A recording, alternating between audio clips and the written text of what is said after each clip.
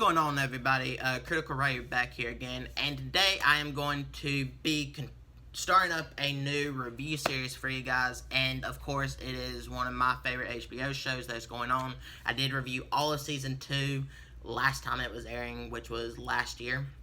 So go check out all that if you want to hear my thoughts and opinions. But of course, this is for HBO's original show, The Deuce, Season 3, which is the final season. This show stars Maggie Gyllenhaal and James Franco and a bunch of other phenomenal actors and actresses. But if you don't know the basic synopsis, this is basically, this show is like how porn started to get real big in, you know, the US and stuff back in the 70s, which this show started in the year that the first season was set in was 71. Then season 2 was set in 77, and now season 3 is set in 85. So they keep jumping, you know, years ahead, which this one is the biggest jump because it's 8 years in between of season 2. So they had to like show all the main characters and what they're doing, how their lives are going, and everything. So that's really all this episode was about, to be honest. We got to see how Maggie Gyllenhaal's Candy's character was, you know, she was big in the porn industry, but now like porn is going more towards like this whole kind of like a music video type deal with music playing, and it's not being taken serious as film anymore. It's not artistfully done. So yeah, she's now going to probably try to keep going with that like whole artsy type porn going, which isn't selling actually. Then of course you get caught up with Vincent and Abigail, and their whole relationship, which as I talked about in season 2, my reviews, you could really see how like their open relationship wasn't really going to keep working, and how that was like leading to eventually going to explode. And now 8 years have gone by, they're still doing it, and Vince has finally like started reconnecting with his ex-wife, and you can really see Abigail getting jealous. And I really do think that Abigail, now at the point in her life where she is wanting a monogamous relationship, which will probably eventually end up like exploding their whole relationship, and I don't see them two staying together at the end of this, you know, season. This really isn't spoiler. I should have probably said spoilers ahead, more than likely, but I'm just giving the basic synopsis of this. I'm not gonna go too heavy in the spoilers. But yeah, I mean, this episode, it, you know, even though it jumped 8 years, it was catching us up with what's going on in the characters' lives, along with showing us majority of the main characters, and where they're at now, and still progressing the story further into setting up what's to come in this season. So it's not spending a lot of time on getting us caught up, but at the same time it is.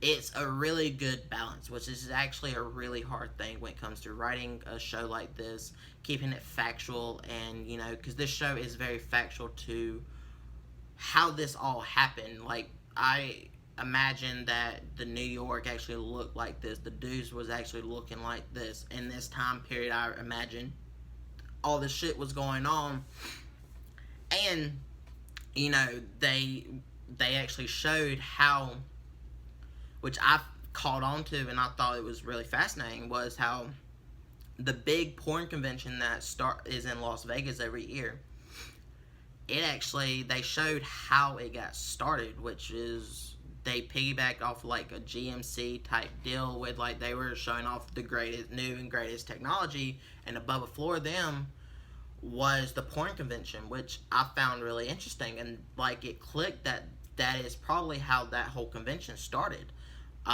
So, you know, they're showing all these like big, it's like they're taking like these seasons are following these characters, but they're really, you know, hitting all the main parts of like the factual storylines that all this is going through, like the brothels and the pimps, and, you know, when the pimps started dying out and all this other stuff.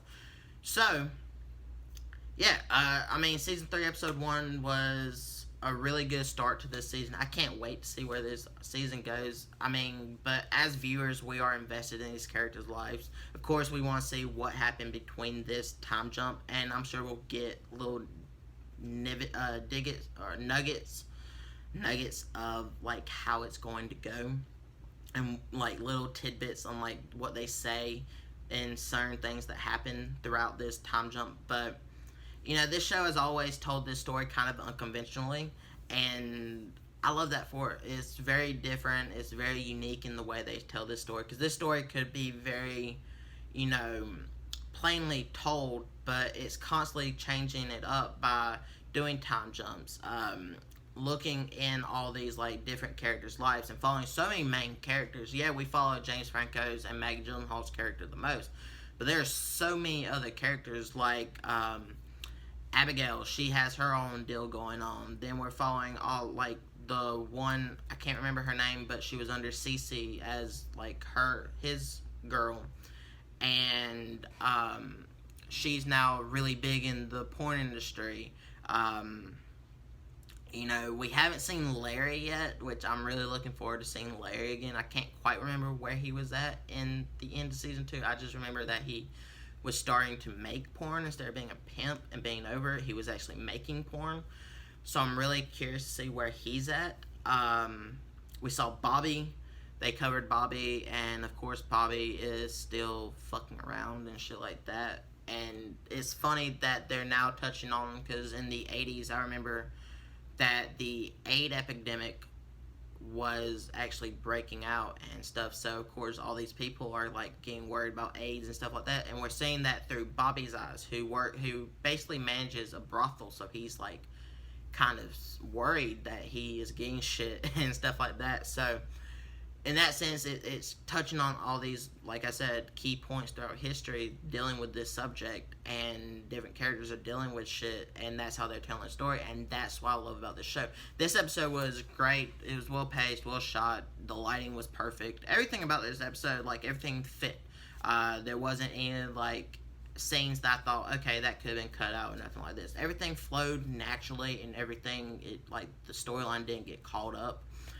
So yeah, I'm gonna give the Deuce season 3, episode 1 a 5 out of 5. I really did like this episode.